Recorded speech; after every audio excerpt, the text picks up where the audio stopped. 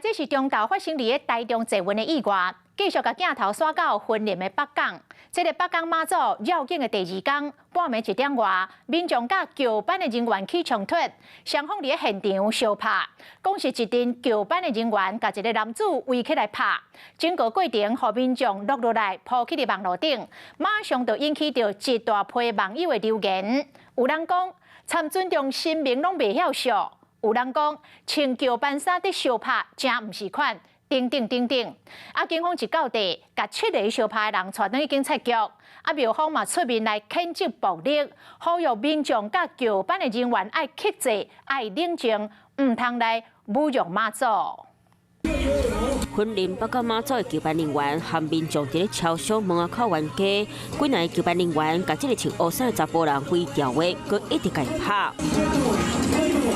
有一个桥班人员甚至摕边的塑胶篮甲查甫人喊，10几个人甲围吊，拍到伊是规个人倒在地。这过程拢叫民众翕来铺伫咧网络顶，随到真侪网友走来遮闹会，有人讲含尊重神明都袂晓穿桥班的衫伫咧相拍，某人讲人赢倒去啊，佮拍穿神明的衫做这款代志，早晚会叫神明收回去。佮有人讲感觉是惊少参加庙会名气，实际是要去甲人输赢。 回来说，刚刚突然间就打起来，然后不知道怎样。人相拍所在就伫咧婚礼北港圆环的这间超商头前，昨半暝饭点外，北港朝天宫举办婚赠活动的第2天，桥班人员和民众伫咧原地相拍。冲突疑因，教班人员休息时遭挑衅引起。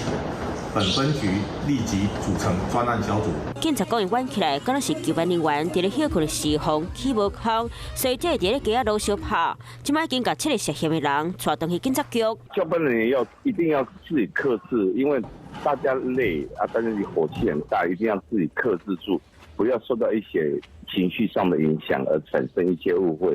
庙方呼吁民众和桥班人员爱冷静，莫互妈祖感觉真无面子。不过北港朝天宫妈祖配合才风光起价，是毋到文征到第2天，就有人伫咧冤家，这件代志嘛引起争议。嗨，我是庄宇杰，想要看到更多的新闻内容吗？赶快订阅华视新闻的 YouTube 频道，并且开启小铃铛，跟着宇杰一起看新闻吧。